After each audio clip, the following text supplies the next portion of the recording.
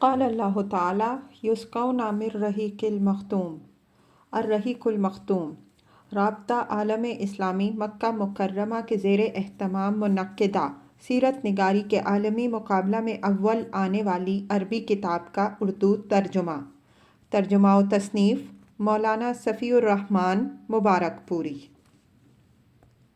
وفد بنی حنیفہ۔ یہ وفد سن 9 ہجری میں مدینہ آیا۔ اس میں مسیلمہ کذاب سمیت 17 آدمی تھے۔ مسیلمہ کا سلسلہ نسب یہ ہے: مسیلمہ بن ثمامہ بن کبیر بن حبیب بن حارث۔ یہ وفد ایک انصاری صحابی کے مکان پر اترا، پھر خدمت نبوی صلی اللہ علیہ وآلہ وسلم میں حاضر ہو کر حلقہ بگوش اسلام ہوا۔ البتہ مسیلمہ کذاب کے بارے میں روایات مختلف ہیں۔ تمام روایات پر مجموعی نظر ڈالنے سے معلوم ہوتا ہے کہ اس نے اکڑ، تکبر، امارت کی ہوس کا اظہار کیا اور وفد کے باقی ارکان کے ساتھ نبی صلی اللہ علیہ وآلہ وسلم کی خدمت میں حاضر نہ ہوا۔ نبی صلی اللہ علیہ وآلہ وسلم نے پہلے تو قولاً اور فعلاً اچھے اور شریفانہ برتاؤ کے ذریعے اس کی دلجوئی کرنی چاہی، لیکن جب دیکھا کہ اس شخص پر اس برتاؤ کا کوئی مفید اثر نہیں پڑا تو آپ صلی اللہ علیہ وآلہ وسلم نے اپنی فراست سے تاڑ لیا کہ اس کے اندر شر ہے۔ اس سے قبل نبی صلی اللہ علیہ وسلم یہ خواب دیکھ چکے تھے کہ آپ صلی اللہ علیہ وآلہ وسلم کے پاس روئے زمین کے خزانے لا کر رکھ دیے گئے ہیں اور اس میں سونے کے 2 کنگن آپ صلی اللہ علیہ وآلہ وسلم کے ہاتھ میں آ پڑے ہیں۔ آپ صلی اللہ علیہ وآلہ وسلم کو یہ دونوں بہت گراں اور رنج دہ محسوس ہوئے۔ چنانچہ آپ صلی اللہ علیہ وآلہ وسلم کو وحی کی گئی کہ ان دونوں کو پھونک دیجئے۔ آپ صلی اللہ علیہ وآلہ وسلم نے پھونک دیا تو وہ دونوں اڑ گئے۔ اس کی تعبیر آپ صلی اللہ علیہ وآلہ وسلم نے یہ فرمائی کہ آپ صلی اللہ علیہ وآلہ وسلم کے بعد 2 کذاب پرلے درجے کے جھوٹے نکلیں گے۔ چنانچہ جب مسیلمہ کذاب نے اکڑ اور انکار کا اظہار کیا اور وہ کہتا تھا کہ اگر محمد صلی اللہ علیہ وآلہ وسلم نے کاروبار حکومت کو اپنے بعد میرے حوالے کرنا طے کیا تو میں ان کی پیروی کروں گا، تو رسول اللہ صلی اللہ علیہ وآلہ وسلم اس کے پاس تشریف لے گئے۔ اس وقت آپ صلی اللہ علیہ وآلہ وسلم کے ہاتھ میں کھجور کی ایک شاخ تھی اور آپ صلی اللہ علیہ وآلہ وسلم کے ہمراہ آپ صلی اللہ علیہ وآلہ وسلم کے خطیب حضرت ثابت بن قیس بن شماس رضی اللہ عنہ تھے۔ مسیلمہ اپنے ساتھیوں کے درمیان موجود تھا۔ آپ صلی اللہ علیہ وآلہ وسلم اس کے سر پر جا کے کھڑے ہوئے اور گفتگو فرمائی۔ اس نے کہا، اگر آپ چاہیں تو ہم حکومت کے معاملے میں آپ کو آزاد چھوڑ دیں، لیکن اپنے بعد اس کو ہمارے لیے طے فرما دیں۔ آپ صلی اللہ علیہ وآلہ وسلم نے کھجور کی شاخ کی طرف اشارہ کرتے ہوئے فرمایا، اگر تم مجھ سے یہ ٹکڑا چاہو گے تو تمہیں یہ بھی نہ دوں گا، اور تم اپنے بارے میں اللہ کے مقرر کیے ہوئے فیصلے سے آگے نہیں جا سکتے، اور اگر تم نے پیٹھ پھیری تو اللہ تمہیں توڑ کر رکھ دے گا۔ خدا کی قسم میں تجھے وہی شخص سمجھتا ہوں جس کے بارے میں مجھے وہ خواب جو دکھلایا گیا ہے، اور یہ ثابت بن قیس ہیں جو تمہیں میری طرف سے جواب دیں گے۔ اس کے بعد آپ صلی اللہ علیہ وآلہ وسلم چلے گئے۔ بالآخر وہی ہوا جس کا اندازہ رسول اللہ صلی اللہ علیہ وآلہ وسلم نے اپنی فراست سے کر لیا تھا، یعنی مسیلمہ کذاب یمامہ واپس جا کر پہلے تو اپنے بارے میں غور کرتا رہا، پھر دعویٰ کیا کہ اسے رسول اللہ صلی اللہ علیہ وآلہ وسلم کے ساتھ کار نبوت میں شریک کر لیا گیا ہے۔ چنانچہ اس نے نبوت کا دعویٰ کیا اور شجاع گھڑنے لگا، اپنی قوم کے لیے زنا اور شراب حلال کر دی، اور ان سب باتوں کے ساتھ ساتھ رسول اللہ صلی اللہ علیہ وآلہ وسلم کے بارے میں یہ شہادت بھی دیتا رہا کہ آپ صلی اللہ علیہ وآلہ وسلم اللہ کے نبی ہیں۔ اس شخص کی وجہ سے اس کی قوم فتنے میں پڑ گئی، اس کی پیروکار اور ہم آواز بن گئی۔ نتیجتاً اس کا معاملہ نہایت سنگین ہو گیا۔ اس کی اتنی قدر و منزلت ہوئی کہ اسے یمامہ کا رحمان کہا جانے لگا، اور اس نے رسول اللہ صلی اللہ علیہ وآلہ وسلم کو ایک خط لکھا: مجھے اس کام میں آپ کے ساتھ شریک کر دیا گیا ہے، آدھی حکومت ہمارے لیے ہے اور آدھی قریش کے لیے۔ رسول اللہ صلی اللہ علیہ وآلہ وسلم نے جواب میں لکھا: زمین اللہ کی ہے، وہ اپنے بندوں میں سے جسے چاہتا ہے اس کا وارث بنا دیتا ہے، اور انجام متقیوں کے لیے ہے۔ ابن مسعود رضی اللہ تعالیٰ عنہ سے روایت ہے کہ ابن نواحہ اور ابن اسال مسیلمہ کے قاصد بن کر نبی صلی اللہ علیہ وآلہ وسلم کے پاس آئے۔ آپ صلی اللہ علیہ وآلہ وسلم نے دریافت فرمایا: تم دونوں شہادت دیتے ہو کہ میں اللہ کا رسول ہوں؟ انہوں نے کہا: ہم شہادت دیتے ہیں کہ مسیلمہ اللہ کا رسول ہے۔ نبی صلی اللہ علیہ وآلہ وسلم نے فرمایا: میں اللہ اور اس کے رسول صلی اللہ علیہ وآلہ وسلم پر ایمان لایا، اگر میں کسی قاصد کو قتل کرتا تو تم دونوں کو قتل کر دیتا۔ مسیلمہ کذاب نے سن 10 ہجری میں نبوت کا دعویٰ کیا اور ربیع الاول 12 ہجری میں بعہد خلافت صدیقی یمامہ کے اندر قتل کیا گیا۔ اس کا قاتل وہی وحشی تھا جس نے حضرت حمزہ رضی اللہ عنہ کو قتل کیا تھا۔ ایک مدعی نبوت تو یہ تھا جس کا یہ انجام ہوا۔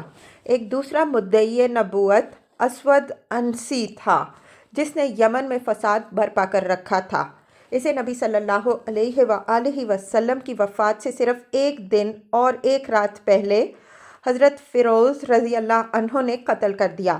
پھر آپ صلی اللہ علیہ وآلہ وسلم کے پاس اس کے متعلق وحی آئی اور آپ صلی اللہ علیہ وآلہ وسلم نے صحابہ کرام رضی اللہ عنہم اجمعین کو اس کا واقعہ بتا دیا۔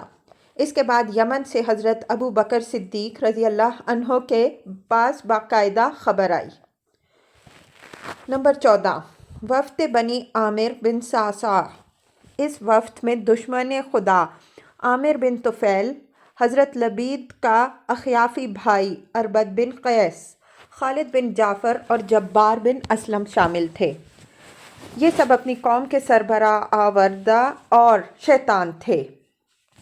عامر بن طفیل وہی شخص ہے جس نے بئر میمونہ پر 70 صحابہ کرام رضی اللہ عنہم اجمعین کو شہید کرایا۔ ان لوگوں نے جب مدینہ آنے کا ارادہ کیا تو عامر اور اربد نے باہم سازش کی کہ نبی صلی اللہ علیہ وآلہ وسلم کو دھوکہ دے کر اچانک قتل کر دیں۔ چنانچہ جب یہ وفد مدینہ پہنچا تو عامر نے نبی صلی اللہ علیہ وآلہ وسلم سے گفتگو شروع کی اور اربد گھوم کر آپ صلی اللہ علیہ وآلہ وسلم کے پیچھے پہنچا اور بالشت بھر تلوار درمیان سے باہر نکالی، لیکن اس کے بعد اللہ نے اس کا ہاتھ روک لیا اور وہ تلوار بے نیام نہ کر سکا۔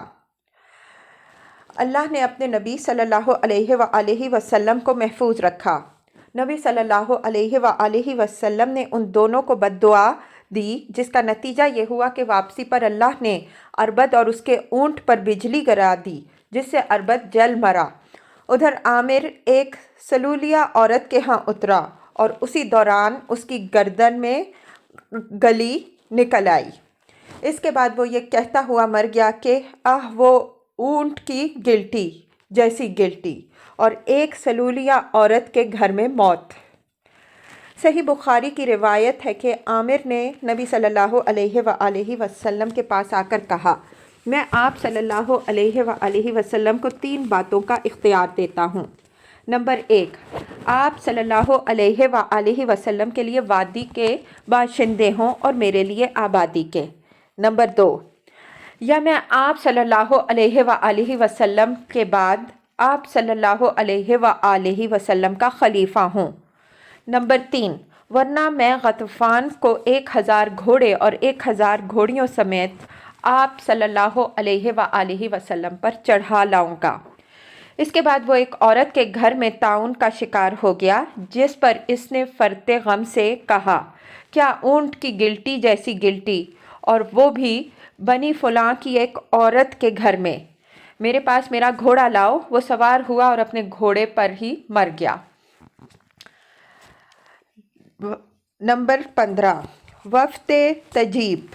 یہ وفد اپنی قوم کے صدقات کو جو فقراء سے فاضل بچ گئے تھے لے کر مدینہ آیا۔ وفد میں 13 آدمی تھے جو قرآن و سنن پوچھتے اور سیکھتے تھے۔ انہوں نے رسول اللہ صلی اللہ علیہ وآلہ وسلم سے کچھ باتیں دریافت کیں تو آپ صلی اللہ علیہ وآلہ وسلم نے وہ باتیں انہیں لکھ دیں۔ وہ زیادہ عرصہ نہیں ٹھہرے۔ جب رسول اللہ صلی اللہ علیہ وآلہ وسلم نے انہیں تحائف سے نوازا تو انہوں نے اپنے ایک نوجوان کو بھی بھیجا جو ڈیرے پر پیچھے رہ گیا تھا۔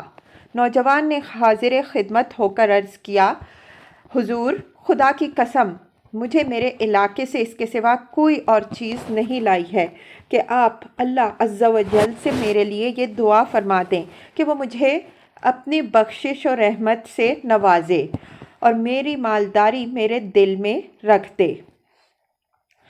آپ صلی اللہ علیہ وآلہ وسلم نے اس کے لیے یہ دعا فرمائی۔ نتیجہ یہ ہوا کہ وہ شخص سب سے زیادہ قناعت پسند ہو گیا، اور جب ارتداد کی لہر چلی تو صرف یہی نہیں کہ وہ اسلام پر ثابت قدم رہا بلکہ اپنی قوم کو واعظ و نصیحت تو وہ بھی اسلام پر ثابت قدم رہی۔ پھر اہل وفد نے حجۃ الوداع سن 10 ہجری میں نبی صلی اللہ علیہ وآلہ وسلم سے دوبارہ ملاقات کی۔ نمبر 16، وفد طے۔ اس وفد کے ساتھ عرب کے مشہور شہسوار زید الخیل رضی اللہ عنہ بھی تھے۔ ان لوگوں نے جب نبی صلی اللہ علیہ وآلہ وسلم سے گفتگو کی اور آپ صلی اللہ علیہ وآلہ وسلم نے ان پر اسلام پیش کیا تو انہوں نے اسلام قبول کر لیا اور بہت اچھے مسلمان ہوئے۔ رسول اللہ صلی اللہ علیہ وآلہ وسلم نے حضرت زید رضی اللہ عنہ کی تعریف کرتے ہوئے فرمایا کہ مجھ سے عرب کے جس کسی آدمی کی خوبی بیان کی گئی ہے اور پھر وہ میرے پاس آیا تو میں نے اسے اس کی شہرت سے کچھ کمتر ہی پایا، مگر اس کے برعکس زید الخیل رضی اللہ عنہ کی شہرت ان کی خوبیوں کو نہیں پہنچ سکی، اور آپ صلی اللہ علیہ وآلہ وسلم نے ان کا نام زید الخیر رکھ دیا رضی اللہ عنہ۔ اس طرح سن 9 اور سن 10 ہجری میں پے در پے وفود آئے۔ اہل سیر نے یمن، ازد، قزاعہ کے بنی سعد، حزیم، بنی عامر بن قیس، بنی اسد، بحرہ، خولان، محارب، بنی حارث بن قعب، غامد، بنی منتفق، سلامان، بنی عبس، مزینہ، مراد، زبد، کندہ، ذی مرہ، غسان، بنی عیش اور نخعہ کے وفود کا تذکرہ کیا۔ نخعہ کے وفد آخری وفد تھا جو محرم سن 11 ہجری کے وسط میں آیا تھا اور 200 آدمیوں پر مشتمل تھا۔ باقی بیشتر وفود کی آمد سن 9 ہجری اور سن 10 ہجری میں ہوئی تھی۔ صرف بعض وفود سن 11 ہجری تک متاخر ہوئے تھے۔ ان وفود کے پے در پے آمد سے پتہ لگتا ہے کہ اس وقت اسلامی دعوت کو کس قدر فروغ اور قبول عام حاصل ہو چکا تھا۔ اس سے یہ بھی اندازہ ہوتا ہے کہ اہل عرب مدینہ کو کتنی قدر اور تعظیم کی نگاہ سے دیکھتے تھے، حتیٰ کہ اس کے سامنے سپر انداز ہونے کے سوا کوئی چارہ کار نہیں سمجھتے تھے۔ در حقیقت مدینہ جزیرۃ العرب کا دارالحکومت بن چکا تھا اور کسی کے لیے اس سے صرف صرف نظر کرنا ممکن نہ تھا۔ البتہ ہم یہ نہیں کہہ سکتے کہ ان سب لوگوں کے دلوں میں دین اسلام اثر کر چکا تھا، کیونکہ ان میں ابھی بہت سے ایسے اکھڑ بدو تھے جو محض اپنے سرداروں کی متابعت میں مسلمان ہو گئے تھے، ورنہ ان میں قتل و غارت گری کا جو رجحان جڑ پکڑ چکا تھا اس سے وہ پاک صاف نہیں ہوئے تھے، اور ابھی اسلامی تعلیمات نے انہیں پورے طور پر مہذب نہیں بنایا تھا۔ چنانچہ قرآن کریم کی سورہ توبہ میں ان کے بعض افراد کے اوصاف یوں بیان کیے گئے ہیں: الاعراب اشد کفرا ونفاقا واجدر الا یعلموا حدود ما انزل اللہ علی رسولہ واللہ علیم حکیم ومن الاعراب من یتخذ ما ینفق مغرما ویتربص بکم الدوائر علیہم دائرۃ السوء واللہ سمیع علیم۔ اعراب بدو کفر و نفاق میں زیادہ سخت ہیں، اور اس بات کے زیادہ لائق ہیں کہ اللہ نے اپنے رسول صلی اللہ علیہ وآلہ وسلم پر جو کچھ نازل کیا ہے اس کے حدود کو نہ جانیں، اور اللہ جاننے والا حکمت والا ہے۔ اور بعض اعراب جو کچھ خرچ کرتے ہیں اسے تاوان سمجھتے ہیں اور تم پر گردشوں کا انتظار کرتے ہیں، انہی پر بری گردش ہے اور اللہ سننے والا جاننے والا ہے۔ جبکہ کچھ دوسرے افراد کی تعریف کی گئی ہے اور ان کے بارے میں یہ فرمایا گیا ہے وَمِنَ الْأَعْرَابِ مَن يُؤْمِنُ بِاللَّهِ وَالْيَوْمِ الْآخِرِ وَيَتَّخِذُ مَا يُنْفِقُ قُرُبَاتٍ عِندَ اللَّهِ وَصَلَوَاتِ الرَّسُولِ أَلَا إِنَّهَا قُرْبَةٌ لَهُمْ سَيُدْخِلُهُمُ اللَّهُ فِي رَحْمَتِهِ إِنَّ اللَّهَ غَفُورٌ رَحِيمٌ۔ اور بعض اعراب اللہ اور آخرت کے دن پر ایمان رکھتے ہیں اور جو کچھ خرچ کرتے ہیں اسے اللہ کی قربت اور رسول صلی اللہ علیہ وآلہ وسلم کی دعاؤں کا ذریعہ بناتے ہیں۔ یاد رہے کہ یہ ان کے لیے قربت کا ذریعہ ہے، ان قریب اللہ انہیں اپنی رحمت میں داخل کرے گا، بے شک اللہ غفور و رحیم ہے۔ جہاں تک مکہ، مدینہ، ثقیف، یمن اور بحرین کے بہت سے شہری باشندوں کا تعلق ہے تو ان کے اندر اسلام پختہ تھا اور انہی میں سے کبار صحابہ رضی اللہ عنہم اجمعین اور سادات مسلمین ہوئے۔ دعوت کی کامیابی اور اثرات۔ اب ہم رسول اللہ صلی اللہ علیہ وآلہ وسلم کی حیات مبارکہ کے آخری ایام کے تذکرہ تک پہنچ رہے ہیں، لیکن اس تذکرہ کے لیے راہوار قلم کو آگے بڑھانے سے پہلے مناسب معلوم ہوتا ہے کہ ذرا ٹھہر کر آپ صلی اللہ علیہ وآلہ وسلم کے اس جلیل الشان عمل پر ایک اجمالی نظر ڈالیں جو آپ صلی اللہ علیہ وآلہ وسلم کی زندگی کا خلاصہ ہے اور جس کی بنا پر آپ صلی اللہ علیہ وآلہ وسلم کو تمام نبیوں اور پیغمبروں میں یہ امتیازی مقام حاصل ہوا کہ اللہ تعالیٰ نے آپ صلی اللہ علیہ وآلہ وسلم کے سر پر اولین و آخرین کی سیادت کا تاج رکھ دیا۔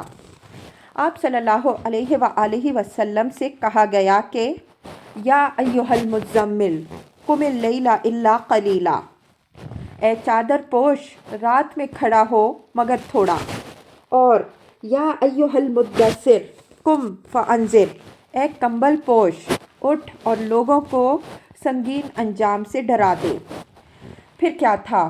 آپ صلی اللہ علیہ وآلہ وسلم اٹھ کھڑے ہوئے اور اپنے کندھے پر اس روئے زمین کی سب سے بڑی امانت کا بار گراں اٹھائے مسلسل کھڑے رہے، یعنی ساری انسانیت کا بوجھ، سارے عقیدے کا بوجھ اور مختلف میدانوں میں جنگ و جہاد اور تگ و تاز کا بوجھ۔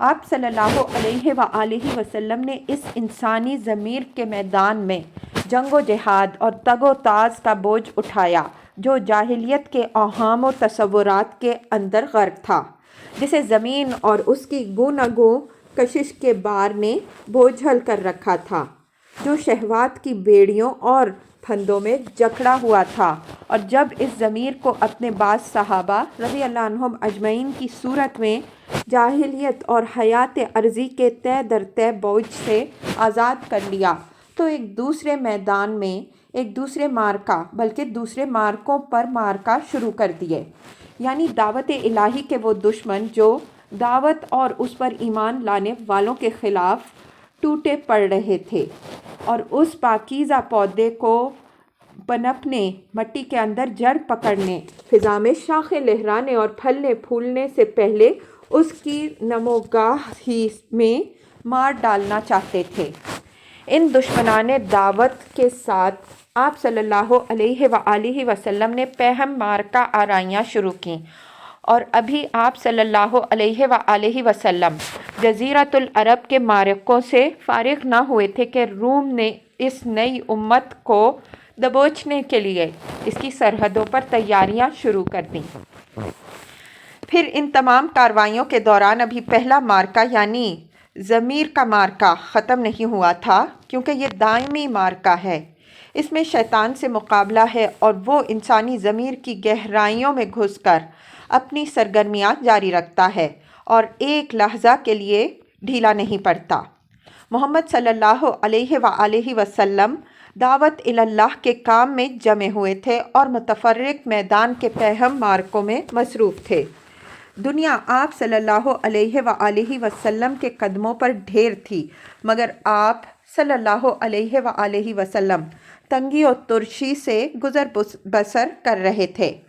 अहले ईमान आप सल्लल्लाहु अलैहि वसल्लम के गिरदा गिर्द अमन और राहत का साया फैला रहे थे, मगर आप सल्लल्लाहु अलैहि वसल्लम जोहद व मशक्क़त अपनाए हुए थे। मुसलसल और कड़ी मेहनत से साबका था, मगर इन सब पर आप सल्लल्लाहु अलैहि वसल्लम ने सब्र जमील इख्तियार कर रखा था। रात में क़याम फरमाते थे, अपने रब की इबादत करते थे, उसके कुरान की ठहर ठहर कर क़िराअत करते थे और सारी दुनिया से कट कर उसकी तरफ मुतवज्जे हो जाते थे, जैसा कि आप सल्लल्लाहु अलैहि वसल्लम को हुक्म दिया गया था। इस तरह आप सल्लल्लाहु अलैहि वसल्लम ने मुसलसल और पैहम मारका आराई में 20 बरस से ऊपर गुजार दिए और उस दौरान आप सल्लल्लाहु अलैहि वसल्लम को कोई एक मामला दूसरे मामले से गाफिल ना कर सका। यहाँ तक कि इस्लामी दावत इतने बड़े पैमाने पर कामयाब हुई कि अक्लें हैरान रह गईं। सारा जज़ीरतुल अरब आप सल्लल्लाहु अलैहि वसल्लम के ताबे फरमा हो गया। उसके उफ़क़ से जाहिलियत का गुबार छट गया। बीमार अक्लें तंदुरुस्त हो गईं, यहाँ तक कि बुतों को छोड़ बल्कि तोड़ दिया गया। तौहीद की आवाज़ों से फ़ज़ा गूंजने लगी। ईमान जदीद से हयात पाए हुए सहरा का शबिस्तान वजूद आज़ानों से लरज़ने लगा और उसकी पहनाइयों को अल्लाह अकबर की सदाएं चीरने लगीं। कुरान मजीद की आयतें तलावत करते और अल्लाह के अहकाम कायम करते हुए शिमाल व जुनूब में फैल गए।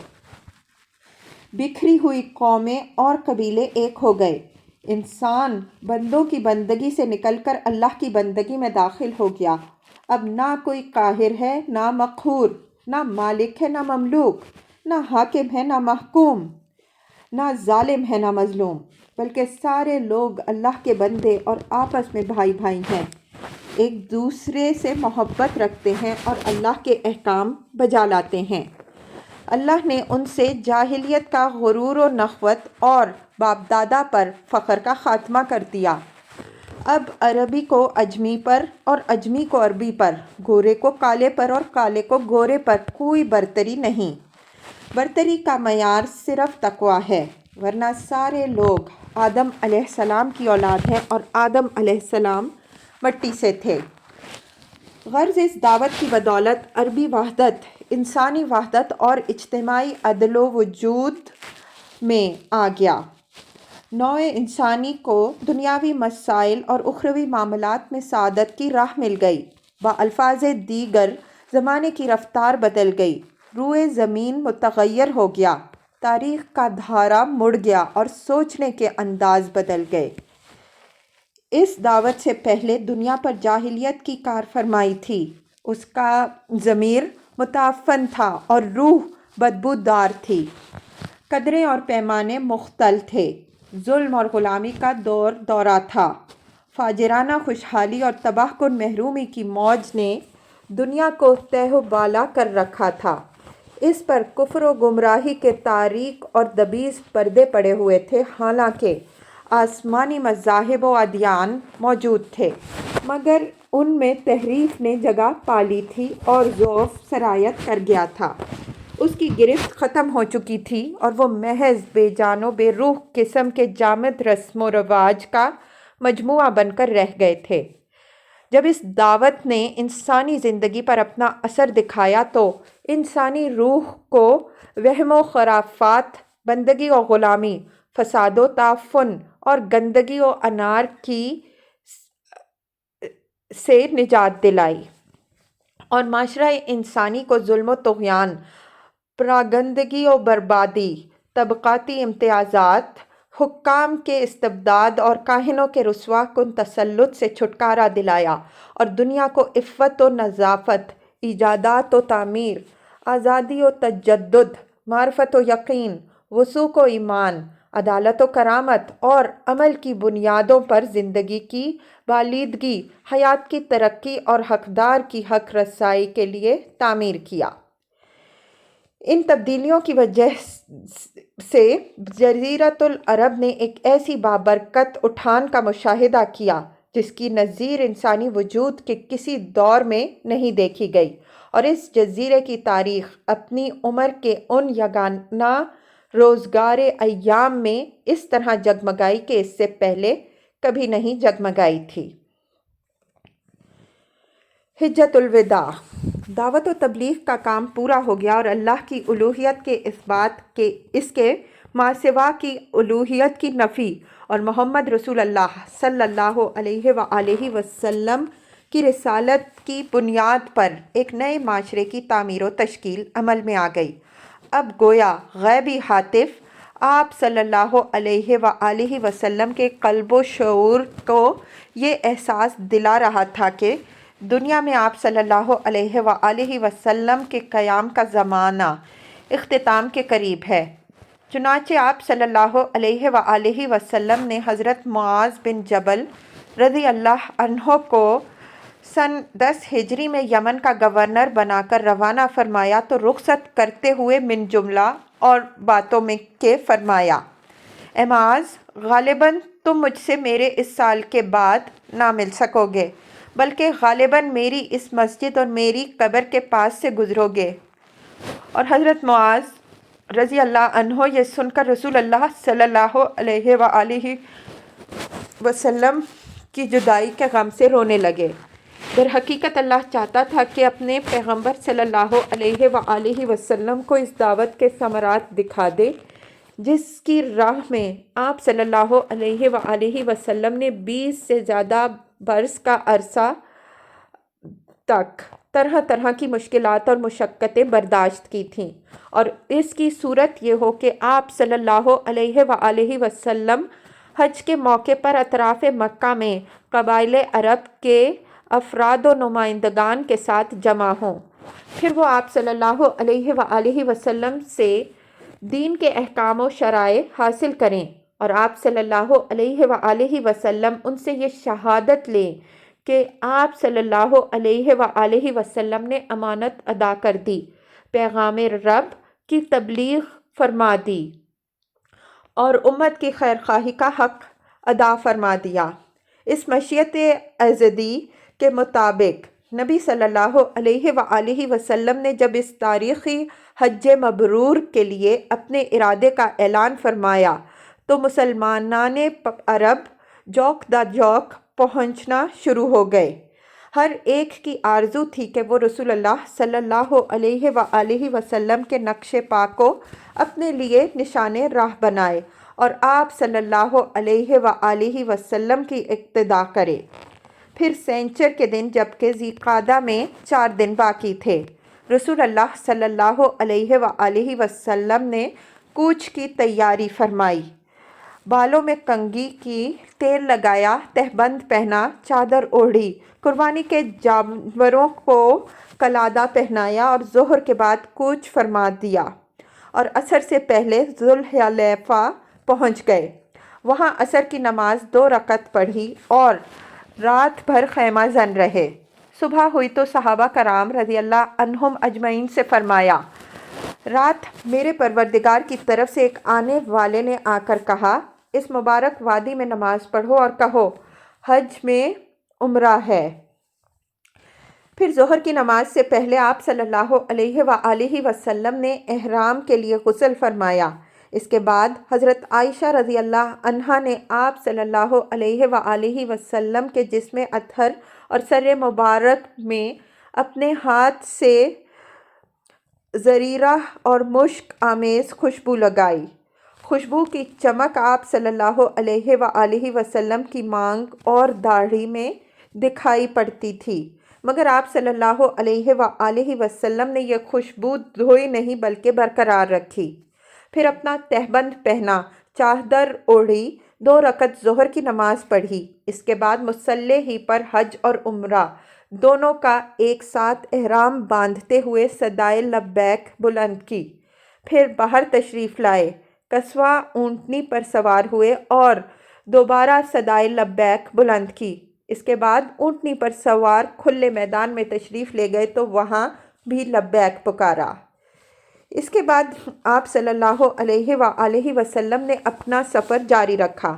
ہفتہ بھر بعد جب آپ صلی اللہ علیہ وآلہ وسلم سر شام مکہ کے قریب پہنچے تو ذی طویٰ میں ٹھہر گئے، وہیں رات گزاری اور فجر کی نماز پڑھ کر غسل فرمایا۔ پھر مکہ میں صبح دم داخل ہوئے۔ یہ اتوار 4 ذی الحجہ سن 10 ہجری کا دن تھا۔ راستے میں 8 راتیں گزری تھیں۔ اوسط رفتار سے اس مسافت کا یہی حساب بھی ہے۔ مسجد حرام پہنچ کر آپ صلی اللہ علیہ وآلہ وسلم نے پہلے خانہ کعبہ کا طواف کیا، پھر صفا و مروہ کے درمیان سعی کی، مگر احرام نہیں کھولا کیونکہ آپ صلی اللہ علیہ وآلہ وسلم نے حج و عمرہ کا احرام ایک ساتھ باندھا تھا اور اپنے ساتھ ہدی قربانی کے جانور لائے تھے۔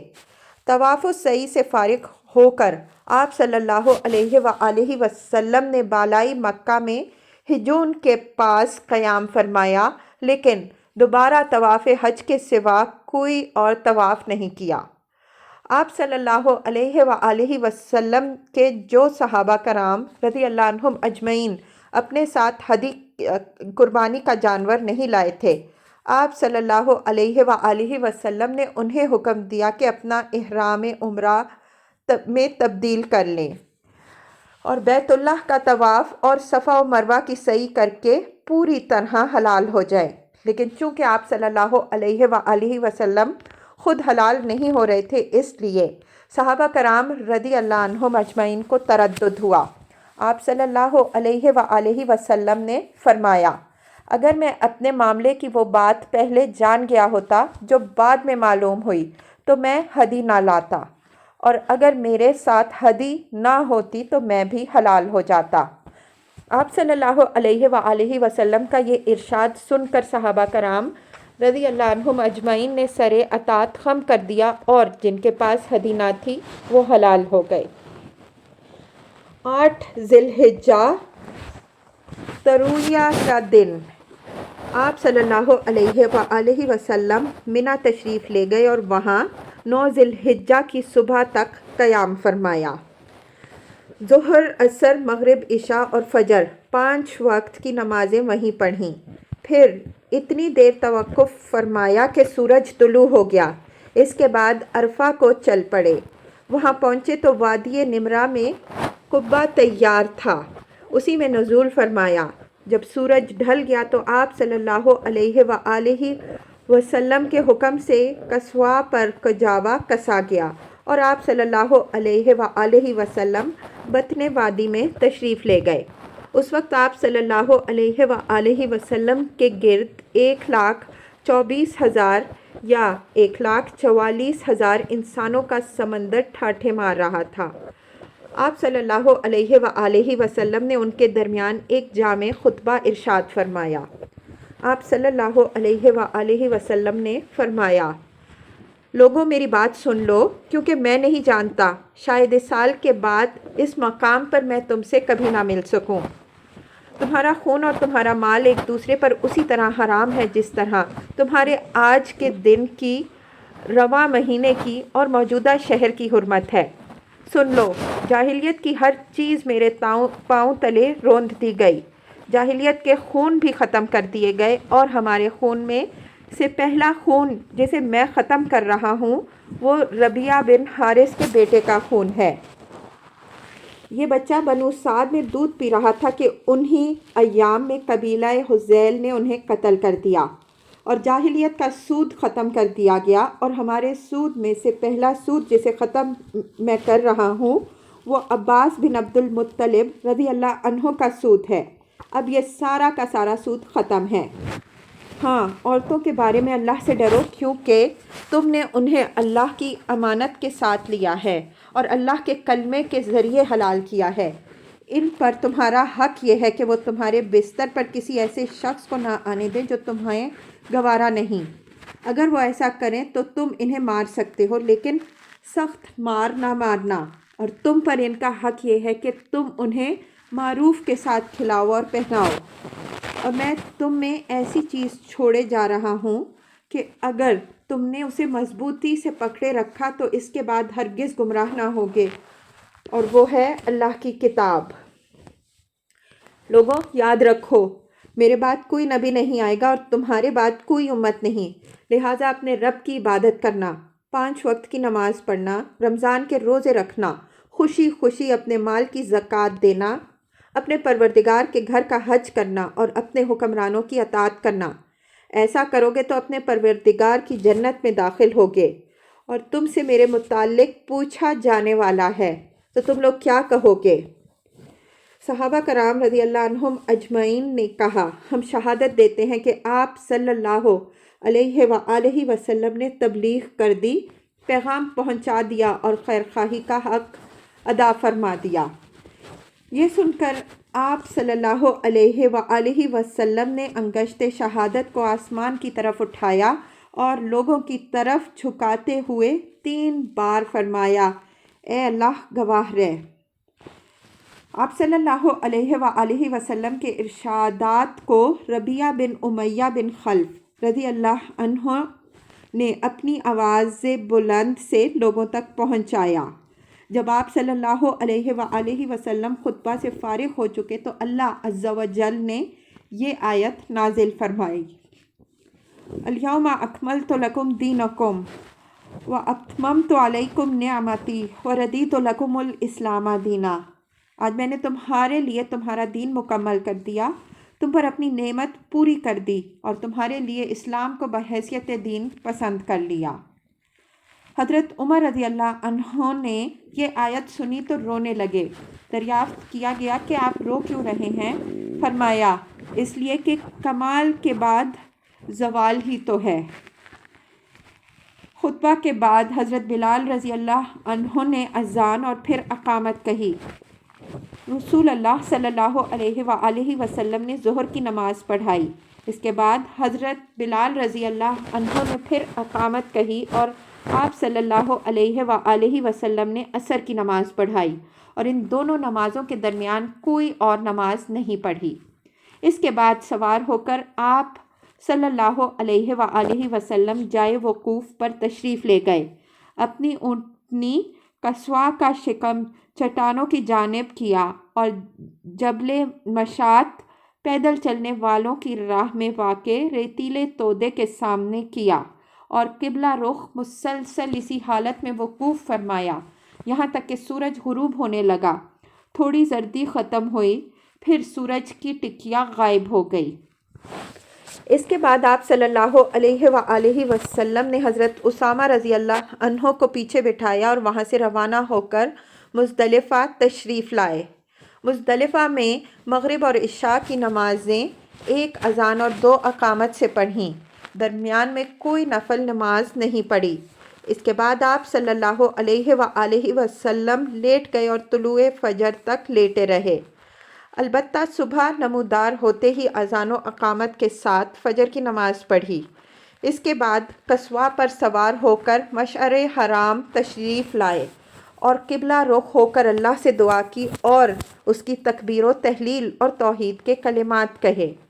یہاں اتنی دیر تک ٹھہرے رہے کہ خوب اجالا ہو گیا۔ اس کے بعد سورج طلوع ہونے سے پہلے پہلے منا کے لیے روانہ ہو گئے اور اب کی بار حضرت فضل بن عباس رضی اللہ عنہ کو اپنے پیچھے سوار کیا۔ بطن محصر میں پہنچے تو سواری کو ذرا تیزی سے دوڑایا، پھر جو درمیانی راستہ جمرہ کبریٰ پر نکلتا تھا اس سے چل کر جمرہ کبریٰ پہنچے۔ اس زمانے میں وہاں ایک درخت بھی تھا اور جمرہ کبریٰ اس درخت کی نسبت سے معروف تھا۔ اس کے علاوہ جمرہ کبریٰ کو جمرہ عقبہ اور جمرہ اولیٰ بھی کہتے ہیں۔ پھر آپ صلی اللہ علیہ وآلہ وسلم نے جمرہ کبریٰ کو 7 کنکریاں ماریں، ہر کنکری کے ساتھ تکبیر کہتے جاتے تھے۔ کنکریاں چھوٹی چھوٹی تھیں جنہیں چٹکی میں لے کر چلایا جا سکتا تھا۔ آپ صلی اللہ علیہ وآلہ وسلم نے یہ کنکریاں بطن وادی میں کھڑے ہو کر ماریں۔ اس کے بعد آپ صلی اللہ علیہ وآلہ وسلم قربان گاہ تشریف لے گئے اور اپنے دست مبارک سے 63 اونٹ ذبح کیے.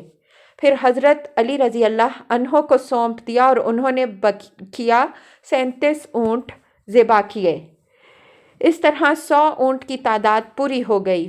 آپ صلی اللہ علیہ وآلہ وسلم نے حضرت علی رضی اللہ عنہ کو بھی اپنی ہدی یعنی قربانی میں شریک فرما لیا. اس کے بعد آپ صلی اللہ علیہ وآلہ وسلم کے حکم سے ہر اونٹ کا ایک ایک ٹکڑا کاٹ کر ہانڈی میں ڈالا اور پکایا گیا. پھر آپ صلی اللہ علیہ وآلہ وسلم نے اور حضرت علی رضی اللہ عنہ نے اس گوشت میں کچھ تناول فرمایا اور اس کا شوربہ پیا. بعد ازاں رسول اللہ صلی اللہ علیہ وآلہ وسلم سوار ہو کر مکہ تشریف لے گئے. بیت اللہ کا طواف فرمایا. اسے طواف افاضہ کہتے ہیں اور مکہ ہی میں ظہر کی نماز ادا فرمائی. پھر چاہے زمزم پر بنو عبد المطلب کے پاس تشریف لے گئے. وہ حجاج کرام کو زمزم کا پانی پلا رہے تھے. آپ صلی اللہ علیہ وآلہ وسلم نے فرمایا، بنو عبد المطلب تم لوگ پانی کھینچو. اگر یہ اندیشہ نہ ہوتا کہ پانی پلانے کے اس کام میں لوگ تمہیں مغلوب کر دیں گے تو میں بھی تم لوگوں کے ساتھ کھینچتا. یعنی اگر صحابہ کرام رضی اللہ عنہم اجمعین رسول اللہ صلی اللہ علیہ وآلہ وسلم کو خود پانی کھینچتے ہوئے دیکھتے تو ہر صحابی خود پانی کھینچنے کی کوشش کرتا، اور اس طرح حجاج کو زمزم پلانے کا جو شرف بنو عبد المطلب کو تھا اس کا نظم ان کے قابو میں نہ رہ جاتا. چنانچہ بنو عبد المطلب نے آپ صلی اللہ علیہ وآلہ وسلم کو ایک ڈول پانی دیا اور آپ صلی اللہ علیہ وآلہ وسلم نے اس میں سے حسب خواہش پیا.